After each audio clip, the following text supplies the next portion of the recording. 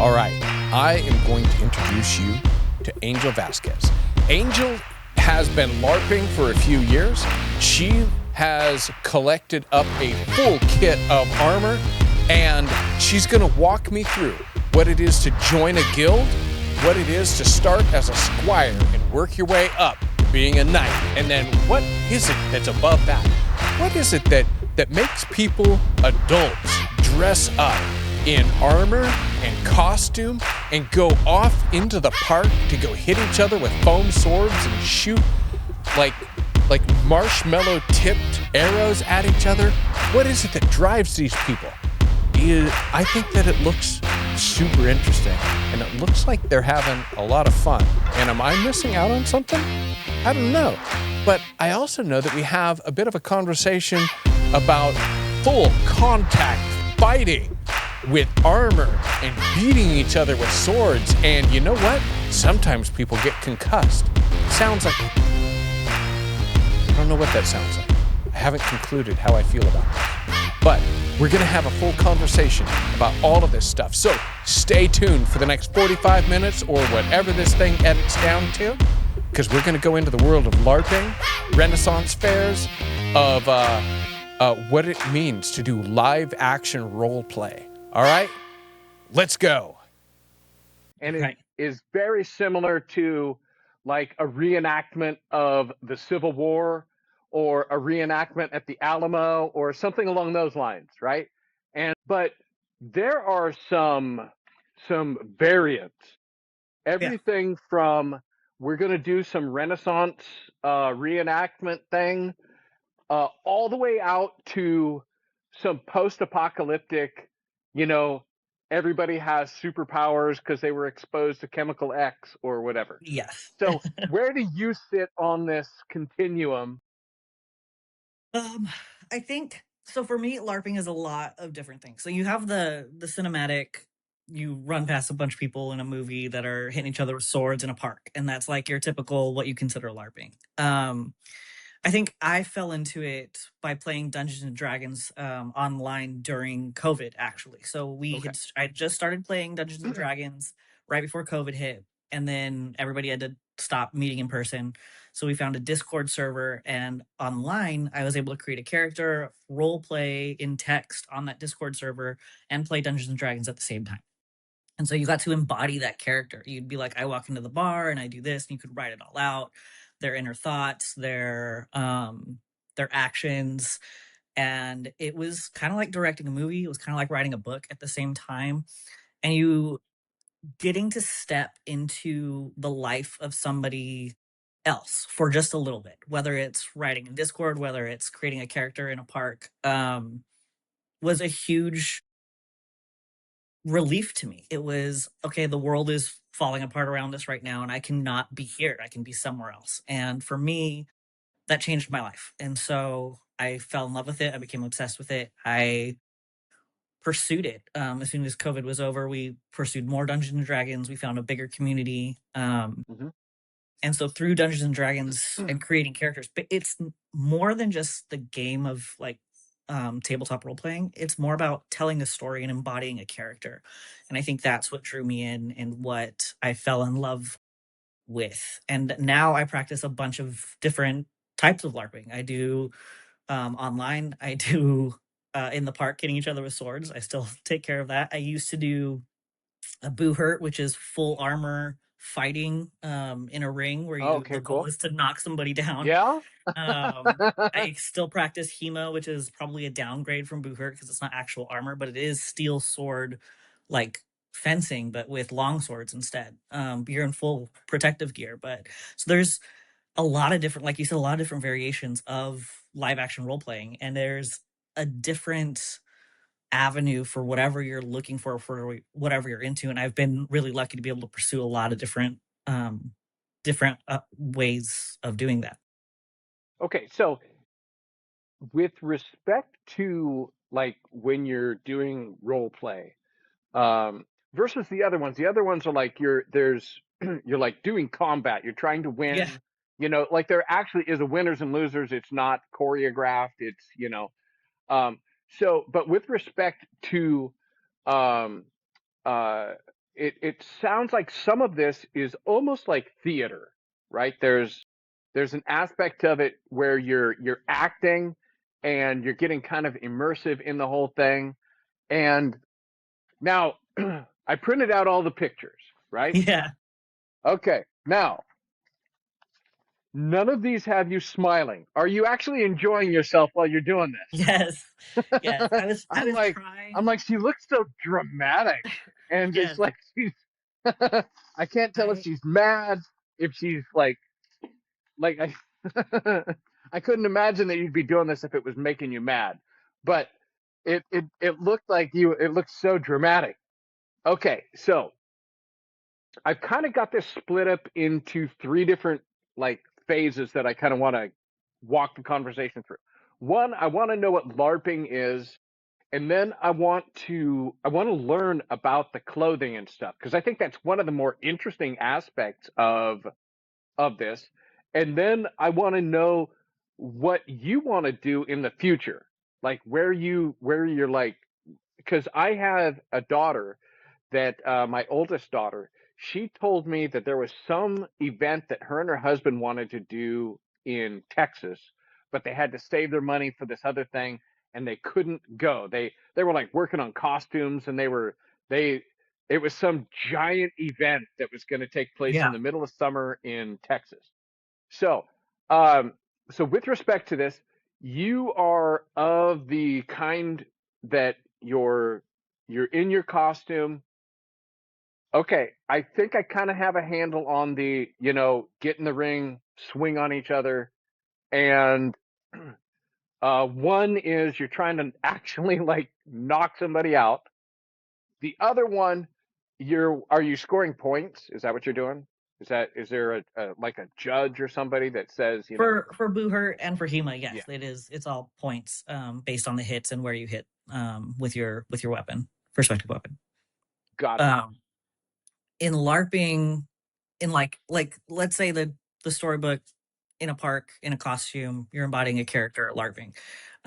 There's different guilds in different places. So you can find a guild in your area that has different rules. And those um each guild makes up their own rules. Some are of bigger factions that are all over the US, all over different countries.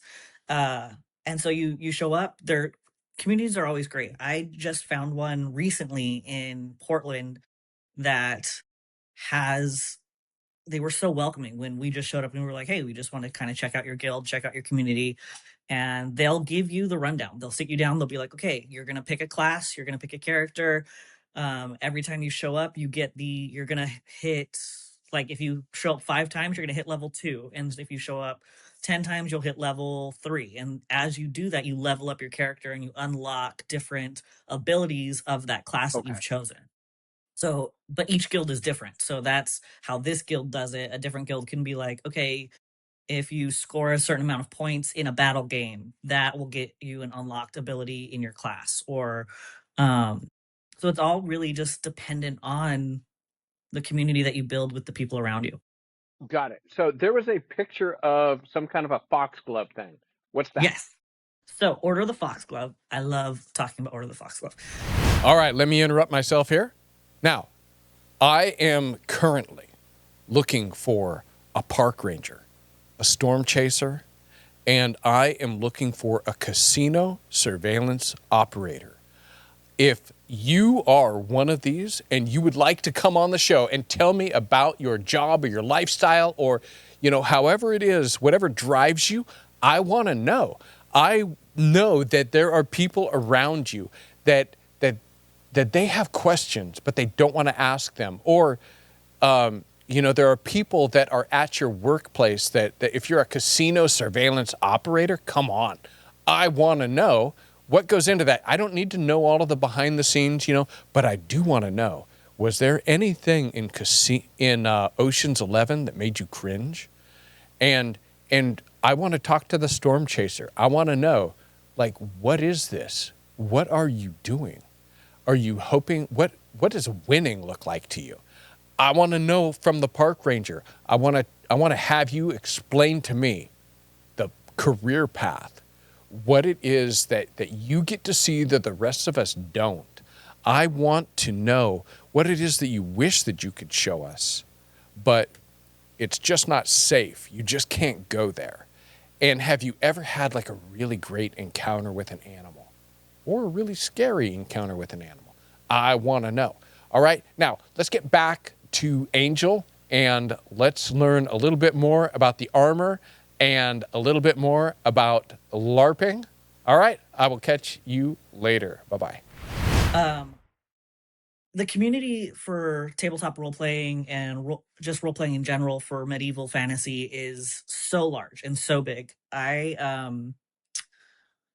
was on Facebook looking for armor for a Renaissance fair, actually, a leather armor. And I met a gentleman who made his own leather goods. And I was like, okay, this guy's cool. He's makes his own stuff. He's in the middle of, I think, Ohio. And I just showed him a picture of my Dungeons and Dragon character, and I was like, I want to look like this. And he was able to make it. So I sent him all the photos I could, and he made me a full leather armor like set to wear to Renaissance Fair. And I have those photos too. I can send them to you as well if you want.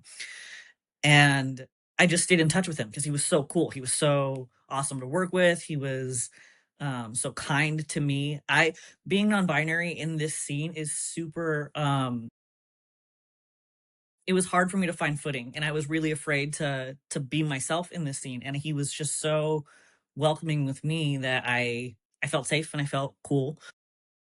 And he actually started Order of the Foxglove, which is what I was getting to. Created this order of people who were into building their own kits, and that's like knight stuff, steel armor, leather, chainmail, that kind of stuff, and embodying the way of being a knight, essentially. Just being a good person, fighting for the innocent. There's a whole oath that you take when you reach the rank of knight. And it's online, it's on Discord, they have a Facebook, they have an Instagram. And it's a huge community of great people that are so kind and so into what we're building together, which I love. And you start as a squire, you can join the community, you can learn about the different types of armor, learn about the history of armor, learn about the character that you want to embody. And then as you put together your kit, you level up. And it took me probably over a year to be able to, because it's an investment. It's armor's not cheap. Oh, So yeah.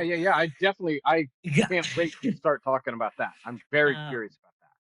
But the order is just, it's just a community of people all over the US, some in other countries that fell in love with being a knight, the ideal of being a Yeah. knight, and on Yeah, there's armor a and putting romance together. about There is. medieval times, and yeah, everybody's got a romance about steampunk. Like everybody's got Yeah, that thing that they're like, gosh, wouldn't that be cool if like even people that are fascinated with like American 1950s cars and sock hops and whatever, right? Like exactly. it's that sort of vibe.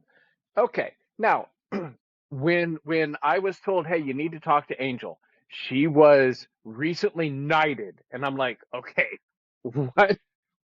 Tell me about this. What goes into this? Is it what led up to being knighted, and what is there something ahead of that that you're working toward as a next step? Are there benefits? Like, do you get to do certain things and go certain places? Like, I'm gonna try to not. It's my nature to be kind of like fun. I'm always trying to be fun.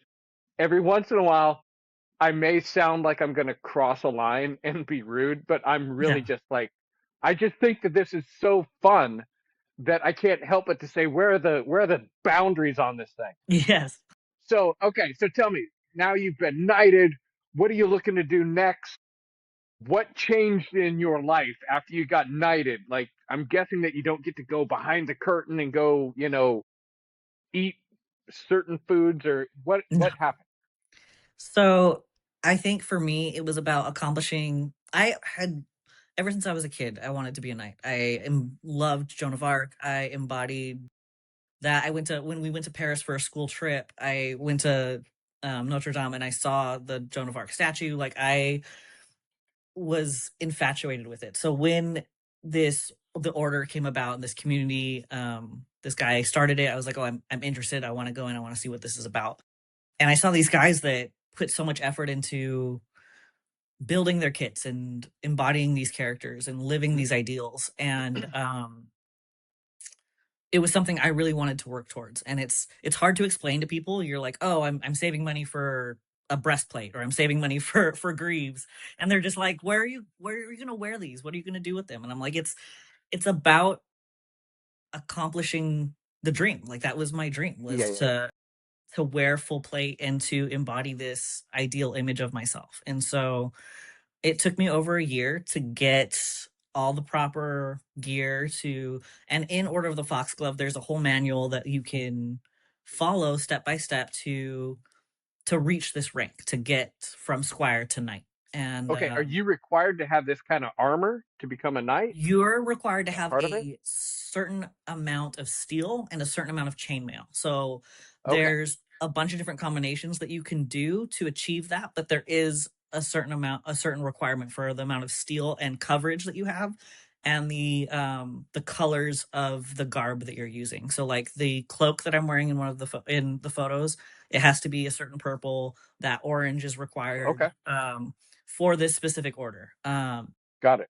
I'm going to So put those these were as B-roll. I'm going to throw these pictures up over the top. awesome. So go ahead and Yeah. um, So can you and explain to me what's going on in this picture? oh yeah, Like that's this just one me. here's got, I think, everything that you're talking about. Yeah, that's so that's got the tabard, that's got the burnt orange in it, and then it's got the potent purple cloak. And so those are requirements for Order of the Foxglove. And if you look at the insignia, that I think I also sent you, those colors kind of are embodied in that insignia. Um, yeah, yes. Um, and then so all of those, so gathering those things, having the cloak, and I wanted everything to be spot on. So I actually worked with somebody I consider a mentor now in the order, who makes a lot of the soft garb, we call it, which is the cloaks, the tabards, the surcoats, the stuff that goes under the steel. And Yeah, just got not him having that measurements. stuff would be kind of chafing, huh? Yeah, it would hurt, and it would be hot in the sun if you think about it. Okay, okay. Um, so I acquired that, and then picking the style of armor that you want to go with and piecing it together is difficult. Like I think I got the helmet and the greaves, which is the helmet and the bottom leg pieces, separate before I got the rest of it. And so I knew I wanted to have darkened steel, because the helmet's darkened steel and the greaves are darkened steel. But darkened steel's hot. If you're gonna wear that all day at a Renaissance Mhm. fair, like it's Yeah, gonna be hot. yeah. So I picked an armor design that had darkened steel on it, but was also mild steel and also just regular silver, so that it wasn't gonna be as hot in the sun. Mm. And so all of that went into it. And then what happens is, once you feel like you've met all the requirements, you do something like a photo shoot like that, and you submit it to the current knights, Oh, of okay, the guild. okay. And then Got it yeah, now. Okay, because I was looking at these pictures going, okay, this is obviously a photo shoot. And it yeah, was my and I was, submission to be knighted. okay, got it, got it. I was trying to figure out how to question this without becoming rude because No, no, it's they're so dramatic. And I'm like, yeah, they're so who dramatic. does this? But Yeah. now I get it. Okay, okay, I get it. It's kind of like a portfolio of, like, I've put so much work into this Yeah, yeah, kit. yeah. No, I've it's Yeah. cool. It's cool. Yeah. But at the same time, it's like, it's so dramatic. Okay, so tell me something. Like, this looks like it's got some weight to it, but I can't tell. Yeah. It's very heavy. It was a lot. There's a lot to put on. It's a lot to move around in. I plan on going to the Renaissance Fair here, in Portland in June, wearing most of it, because that's part of being, once you're knighted, part of like your missionary work or whatever, is to spread the word about Order of the Okay. Foxglove, to get more people Oh, I got it. I got it. to Okay. join the So, order. so you gotta go Mhm. represent the guild, right? Yes, The that guild. is the goal. Excellent. I plan on wearing it in June, which is it's going to be hot, it's going to be heavy, Yeah, it's an all day at a for Renaissance fair. sure. So I'll probably wear a downgraded version of my full kit. So my full kit has Got all it. of the requirements, the chainmail, the full steel. I probably won't wear the chainmail. That's the heaviest part. The rest of it's pretty thin. It's not as heavy as you would think, but the Got it. full chainmail from Wow. neck Yeah, yeah, yeah. to Those are some big links. yeah, it's very, very heavy. I hadn't noticed that. Those are really large um, links. Yeah. Most Okay, most so guys wear gorgets, and like they'll cheat and like show chainmail in little strips where it's shown, and they don't wear the full thing. But I have the full thing on. got it. So how long do you think that you could actually wear if you put the full package on and went to the Renaissance Fair and you got there at 7 in the morning? How long do you think you could wear it before you'd be like complaining up a storm and like I really don't want to do this. When does the fun stop when you've got this full kit on? I'd like to think I could probably make it a solid 2 hours before I had to take it off. Wow. Like, yeah. I Wow. think that I'm stubborn enough that I could push past an hour, but I think once 2 hours hit, I'd be like, we gotta go to soft kit. Like we gotta go to just the tabard, just the unders. So tell I'll me carry my something. helmet. When you dress like this, because this isn't too far away from the real thing. No, it's not. Okay. So you're saying 2 hours, and yet in your head that there were guys that were wearing this stuff Yeah. for days and weeks on end. Like Oh that's yeah. a different kind of animal that's able to strap on like this and in the middle of winter, the middle of summer, Mhm. walking through the Alps, whatever. It's baffling. It's baffling. That like that's gotta give you some sense of respect for Yeah. for for those people because yeah, those guys, their calluses had calluses. Part of Okay. what I love about Order of the Foxglove too is we learn a lot of history about knights and about medieval fantasy, not medieval fantasy, but just medieval history. And like I learned that sometimes when they would go on long journeys from one place to another where they didn't expect battle, they wore something called like half kit, where they had everything kind of ready to go, and then their squire would Mm. carry like their breastplate and their helmet, so they were kind of had their greaves on, their leg pieces on, but their soft kit up, so that they could just throw on their breastplate and their helmet and go after that, because it was so heavy to walk with all of that stuff. But I didn't know that. It's just learning about the history of how this actually functioned in real world is really cool. So if I'm understanding it right, okay, so some of this is actually based on real life. So would a squire would help a guy get armored up, but like, dang, here they come, get armored up, and then what? The squire runs for the hills because the Yes, squire's not wearing anything, right? Okay. correct. I when I think of a squire, I think of some dude running around with a little scroll, and like Yeah, that's the only picture that I have is some guy with a little Robin Hood hat, a feather, and a scroll, right. and he's mostly wearing green. But anyway, that's just the picture I get in my head. Okay, so um, was there a ceremony when you got knighted? There was no ceremony. There was, what I will say Did you get like is, an email or a text saying that you've been? we had a there was an announcement made in the Discord server, which was pretty cool.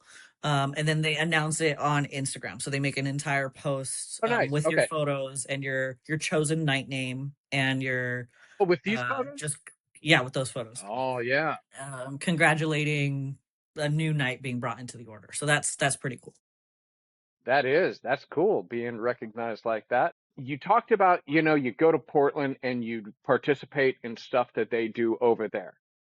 Do they move it around from place to place? Is it always at the same park, or is it like somebody owns 10 acres and we overhauled it? I don't know how any of this works.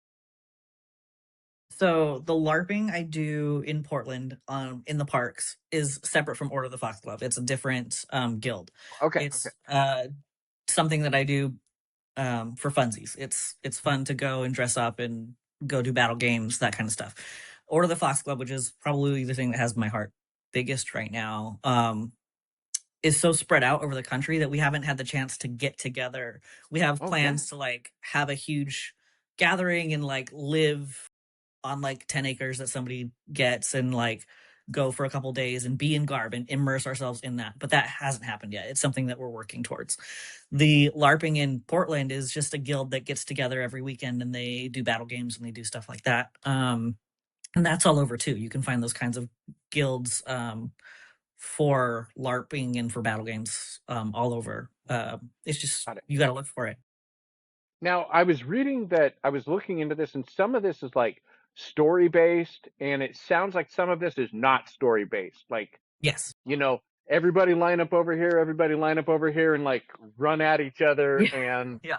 and start swinging. Is that do I have this right? Yes. So, like the LARPing I do in the parks here, I have a character who's a fighter, has its own backstory, its own embodiment. When I get there, I go by my character name. I don't go by my mundane name. I embody it the Did you minute that I call get it a there. mundane name? Yes, that's what it's called. Okay. That's um, so funny. and then, Angel's a pretty name, but anyway, yeah. carry on. So you embody that character. So when you're not on the field doing battle games, you're in character. You're immersive role playing with the other characters that are there.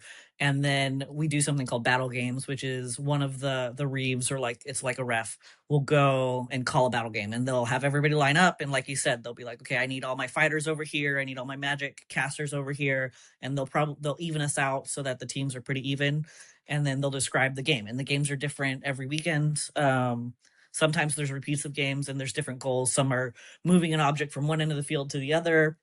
Some are just fighting. Like maybe some capture the flag and stuff like that. Yeah, very, very similar. Okay, so are you guys do you guys have archers too? Like people Yes. shooting, and I'm guessing that those are like arrows with big like marshmallow Yes. foam things on the end. Ridiculous looking big bulbs Yeah. on the end of it. And Yeah. when you guys are coming at each other, like it seems like I saw some people coming at each other with like foam swords and okay, so but that's still got to be a lot of fun. That's Oh yeah. And you can a lot, like when we showed up the first couple of times, we borrowed, everybody has extra stuff, so we borrowed a lot of stuff so that we didn't have to make. I have my own sword now, and making it is probably one of the funnest things I did, with PVC pipe and foam, and they have strict requirements on the weight of what it needs to be. So that it's safe. It's the biggest thing is safety and making sure that everybody feels safe on the field. We have there's also rules in place for people that aren't okay with contact, so like they can still participate in the battle games, have a weapon, and not be hit, which I think is really cool, because there's medical conditions, there's personal space, there's things that you look for, and to have a community that's willing to work through all of those things is really great. Yeah, that's fine. Yeah, I saw some, like there were some people that they took their foam weapons pretty serious. They had taken airbrushes and they had shaded them up, and they looked like theatrical, like stuff that was from theater. There was all kinds of cool stuff going on. Okay, so now I wanna hear about the cost. You said that you ran into some guy on Facebook, and he's in middle America, and you gave him a picture, said this is my character, I want armor like this, but you couldn't do it all at one time, right? You had to like do it a piece at a time. How much money do you think you have into your armor? Probably over $1,000, at least $1,000. What were the stages? How did you start out, and what did you finish up with?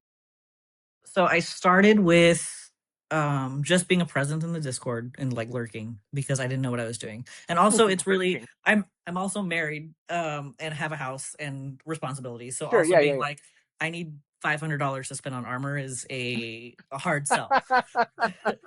So I no, you're actually making me feel much better about the requests that I make. Yeah. Or the way that I'm like, ooh, this is going to be hard to explain. But yeah, I've never had to go and say, I bought a breastplate and some shoulder Yes, armor because I'm a knight or I I'm a want to be knight. a Yeah, knight. I want to be a knight for an online community that I'm probably never going to meet up with in the next like year or Well, so that's because also they're a hard sell. Yeah, yeah, yeah. yeah. Okay, It's carry not on. like it's Okay. guys that I get together with weekly. It's like it's guys that I talk to online and we're building this from the ground up. Okay, So so yeah, it's a you hard sell. start out, what's your first piece and how did it progress so that you've got the whole package? So my first piece were actually the helmet and the greaves, and the way that that came about is The one of the helmet and guys, what? the greaves, the like shin guards. Oh, okay, okay, got it. Okay. So the one of the guys had posted, "Hey, there's a guy on Facebook. He's selling this giant like kit of armor that just he just had a bunch of random armor. He's like, if a bunch of us go in on it, I can grab it because it was local to that guy. He's like, I'll grab it and I'll send out the pieces that people want because it was just a random bunches of armor. It wasn't a whole thing. So I was like, okay, I can spend like $60 and get like a piece of something and just start building. So then I jumped in on this. Okay, we're all gonna 10 of us are gonna get together and buy this lot of armor that this guy was selling in Middle America. Um, and so that was how I got my helmet and my greaves. I was like, okay, I'll take the helmet and I'll take the greaves and I'll pay this much. And so that's how I got. So I only ended up spending like $60, and that was with shipping. Nice. That seems And like a then heck of a deal. it was a huge deal. And so I was like, okay, I got my helmet, I got my greaves. We're in it now. We've started. And then it just escalated from there. I spent a lot of money on swords. I really like swords. And that's a distraction from the armor because this, even though having a primary weapon, is a requirement for being a knight, it's not part of the armor, so it doesn't it's like move you forward in the submission process. Uh,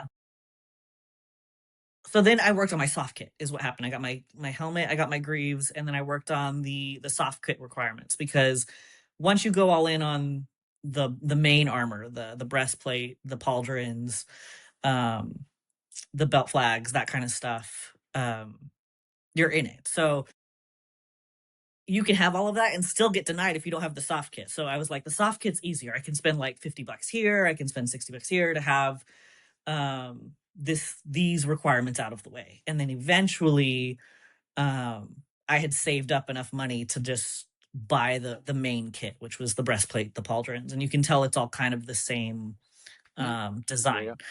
But that took quite a bit of time. It took me over a year to get enough money to save for all Now, of that. did you make any of No, I did not. Well, my mentor, actually, the guy who orchestrated the initial buying of the lot of armor, is the one that made the cape. He like sews everything. It's Oh, such okay, great cool. quality. He made the cape or the cloak. He made the tabard. He made the surcoat. All of that. So I work directly with him. If I need anything made, I just ask him, and he makes it and he ships it to me. And he's an incredible guy to work with. Oh, very nice. Okay. So, looking at this, um, did you have to like I'm guessing that helmets come in different sizes. Like my hat comes in different sizes. And in my case, I actually ordered a size too large, which was sort of regretful.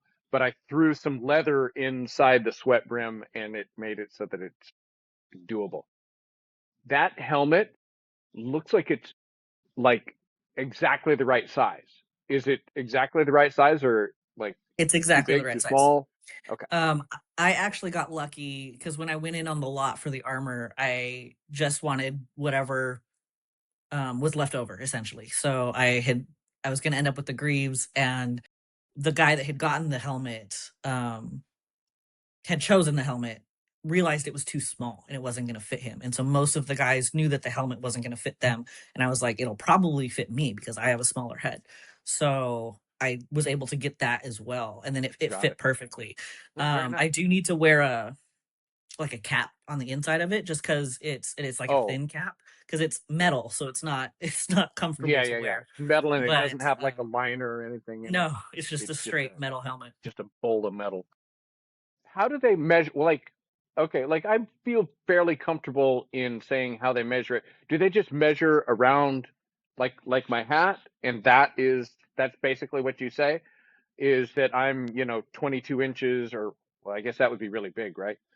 Um, but okay, so with respect to the costume, are you done, or do you have intentions of Never. the look on your face? So are you going to do like embroidery and stuff Oh on the yeah, cape? Like filigree, do make it all pretty. Um, yes, the short answer is yeah. I'm definitely not done. I already have more armor coming before the Renaissance Fair in June. I have different pauldrons coming because, as you can see in the photos, the ones I'm wearing are very impressive. They're pretty big. what are they? Um, The the shoulder shoulder pieces, pieces? yeah, they're Okay. they're pretty aggressive. They do So I look have kind of I mean they do give you a really distinct yeah, silhouette. Like they really push you out there to yeah, drop off, and they look like football pads kind of. they do. Which isn't I don't want to make that sound like it's horrible. No, Like it's not. but they are like a larger piece of it. So you would want them to be smaller? Is Yeah, I would like that them to what you fit want? more a slimmer, rounder, uh, form, I guess. Got So it. I Okay. worked with my mentor, the guy that makes the cloaks and the tabards and stuff, and Hmm. we picked a style that we thought would work really well. And so that's coming. I have upper legs coming because you can't tell in those photos because the tabard covers it, but I don't have any armor on my upper legs. So those are also coming for Oh, for oh, oh. um Got it. Renaissance Fair, and then I have a different Gambus incoming. So obviously, I'm not done. I'm always changing stuff.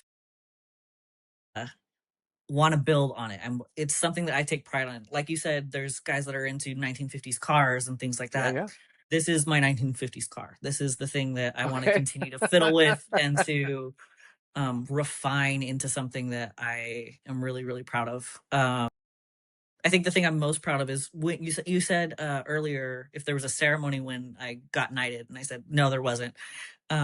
What I did get, which was really cool, which I didn't expect, is a handmade belt flag, which is I have a photo of it somewhere. It's hanging up in my office. And I'll wear that when I go to the Renaissance Fair, and it's got the insignia of the foxglove on it. It's made in Oh, leather, and nice. it's That's it's really cool. fancy. Made by one of the guys in the guild, and then it came with my oath, the Order of the Foxglove oath. So that was in a letter, just like commending me for being able to do this, and that was really cool. So as you go to Foxglove events and you gather with your people, the guys that are in Ohio has probably the richest amount of Foxglove guys in it. Okay. They'll get like decorations for their belt flags that show like how many times they've gone to an event or something like that. So that's Wow. something that I'm striving for in the future. Okay, now you called it a belt what? Flag. Belt flag. Okay. Are those the pieces of metal, or is that like I'm trying to Um, is it the they're fabric? very similar. So that is also a belt flag. There's another word for it that's more technical that I can't think of right now. The belt flag I'm talking about, there's a belt that I'm wearing on my waist. That's where it would go. It would Oh, up hang. here. Up here. Yeah. The leather. Oh, okay. Oh. Is it the that sort of holds the armor all together, right? That's technically holding up my sword. At that Oh, leather okay. belt is holding my sword. The armor is clipped on by so many leather straps. I can't put it on myself. It takes a squire or somebody else to put it on me to wear for me to wear it. Wow. Mhm. How long does it take from street clothes to this? I would say 15, 20 minutes. I think That's if we're not moving. horrible. Okay. No. Okay. It's meant to go where it needs to go. It's not complicated. I think the hardest things are the arm pieces because y- you're wearing them and you want to do it yourself, and that's difficult. Also, working around the chainmail is really hard. That makes things more difficult because you get clipped on the chainmail and it like gets in the way. That's the most complicated part. But everything, it just goes over your head. You put the greaves where they need to go. Got it. It's pretty self-explanatory how to put it on. So underneath the armor, between you and the armor, you've got some kind of clothing. Tell me Yes, about that. What's that? that's the soft kit. What I'm wearing in those photos, I'm wearing. a surcoat and a tabard, which I probably didn't need the surcoat, but I liked the way it looked. I put the armor on, and then it covered most of the tabard, which is the orange piece that I'm wearing. And so I put the surcoat on so that it had more color on top of the armor.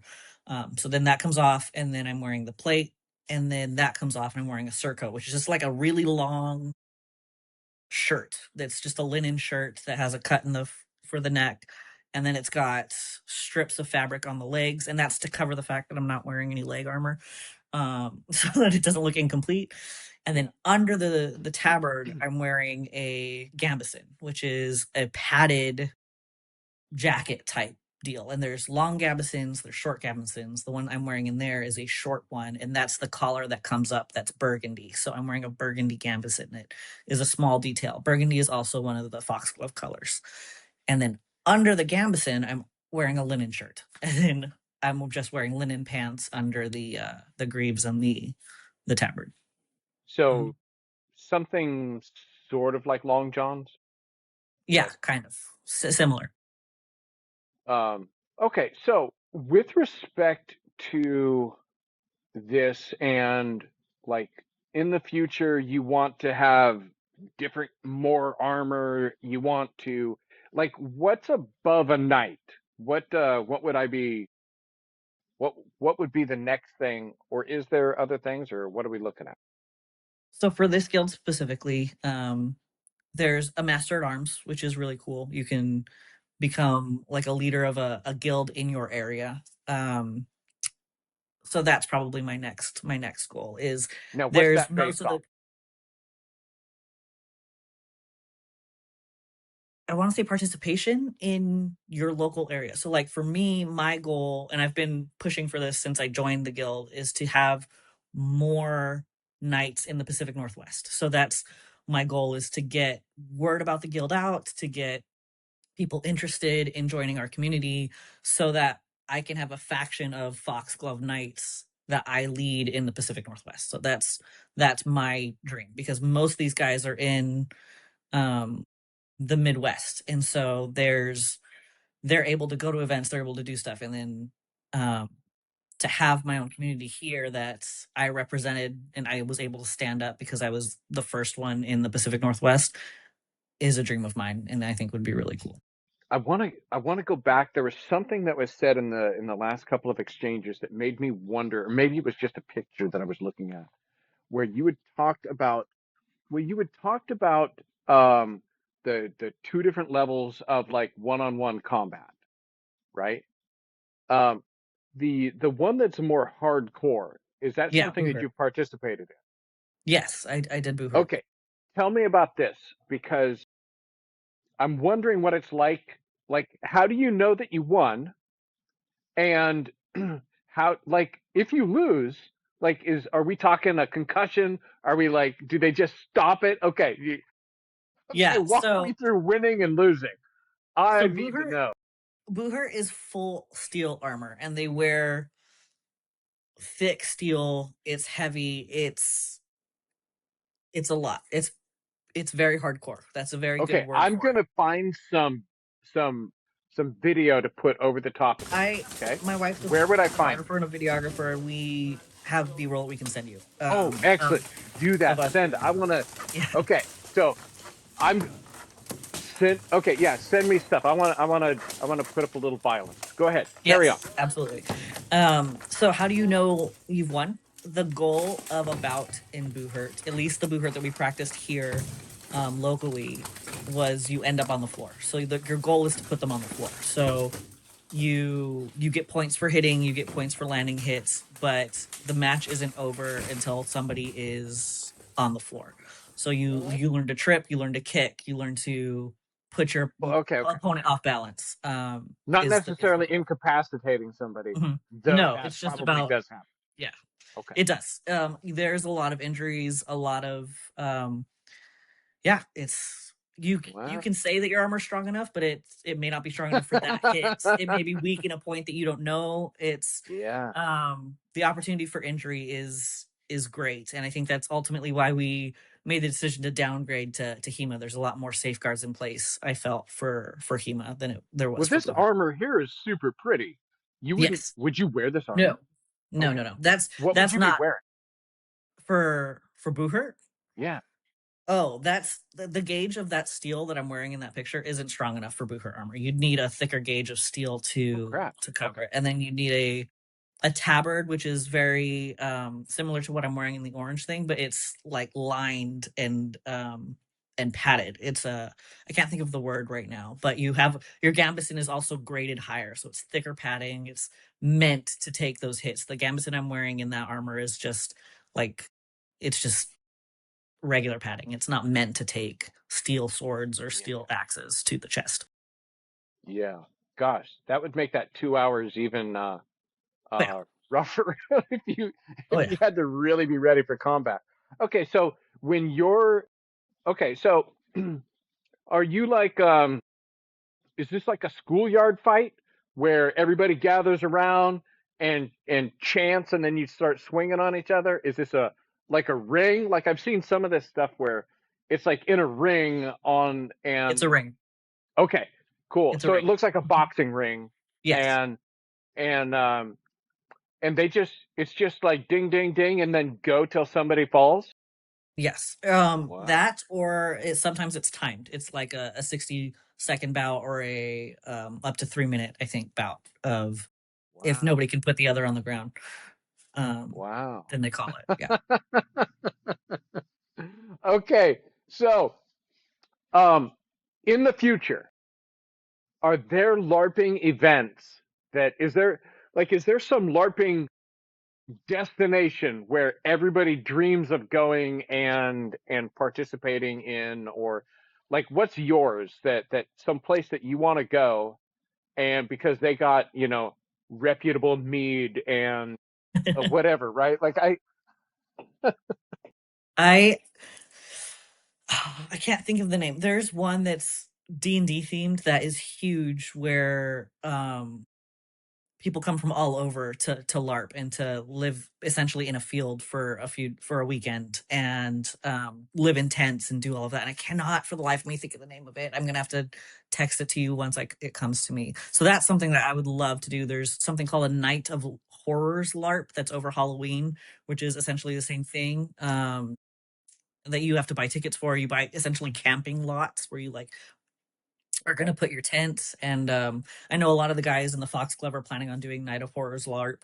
And for me, an ultimate dream would just to do a Foxglove LARPing event where we all brought our tents. And when I say tents, I don't mean like camping tents. I mean like canvas, true to Yeah, yeah. medieval times tents. And got That's to be Do around you the have guys that I've something like been. that? Do you have No, that yet?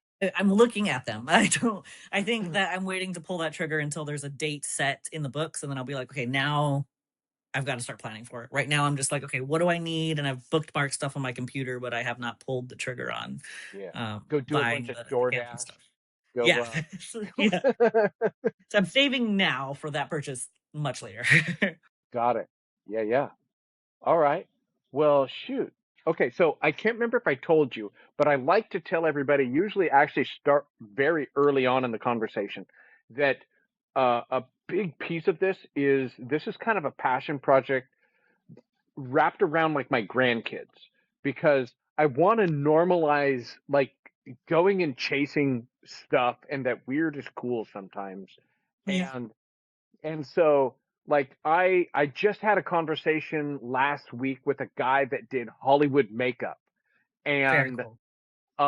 he worked on some huge motion pictures. But like I wanted to track him through that's interesting.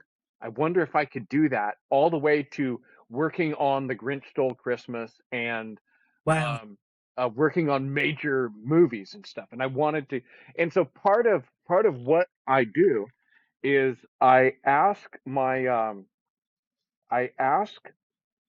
for questions from my grandkids. I have Okay. 5 grandkids, and 2 of them are old enough to actually like put together good questions. Okay, so um, Anna wants to ask you, what's one of your favorite costumes? And she wanted to have you share photos with us, but I already have that. So Tell me about, is there a costume that you're like, dang, that that's what I want. I want something like that. Have you seen stuff like that that made you kind of kind The of time. want? Okay. Yeah. So there's like websites that you can go to look at like where you can purchase armor. Essentially, there's Medieval Collectibles, there's Epic Armory. So sometimes I spend a lot of my time just looking at the different knight sets. And there's like thousands of dollars that people spend on Oh, curating cool. these very filigree designed plates and formed, and it's just gorgeous. And I think my ideal costume or my ideal garb set of armor would just be a very intricate designed but subtly done suit of armor that's full. I want legs, I want greaves, I want Mm. all of it. I don't want to see the soft kit. I want to be completely steeled out. I think that would be my dream. My kit right now, I'm really happy with. I'm really excited for the adjustments that I'm going to make for Renaissance Fair. I think that is pretty much the coolest thing that I've got put together right now. I'll go out into the garage and see it on the mannequin and just be stoked about it because I like looking at it. I think it's really cool. And I love my helmet. My helmet's probably my favorite thing. I build my whole kit around it because it has that. It's the Barbuda style, and so it has the. I think it's very like Greco-Roman um, style to it, even though it's not a Spartan mask or anything like that.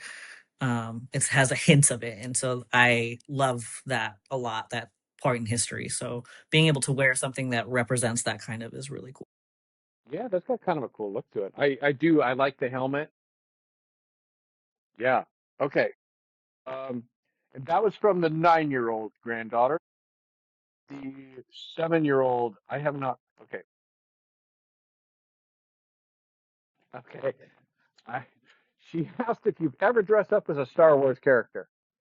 Absolutely. My one of my very first one of my very first Halloween costumes as a child actually was my parents dressed me, my sister, and my brother up as Luke, Leia, and C3PO. And Okay. I was Luke, my sister was Leia, and my baby brother was C3PO. And I was Okay. specifically Luke, I think it's Return of the Jedi, where he's got the black glove and the green saber and he's like black turtleneck all the way down. Oh, okay. Okay. Um, so that and I thought that was the coolest thing in the history of ever. I was just like, that's my Luke.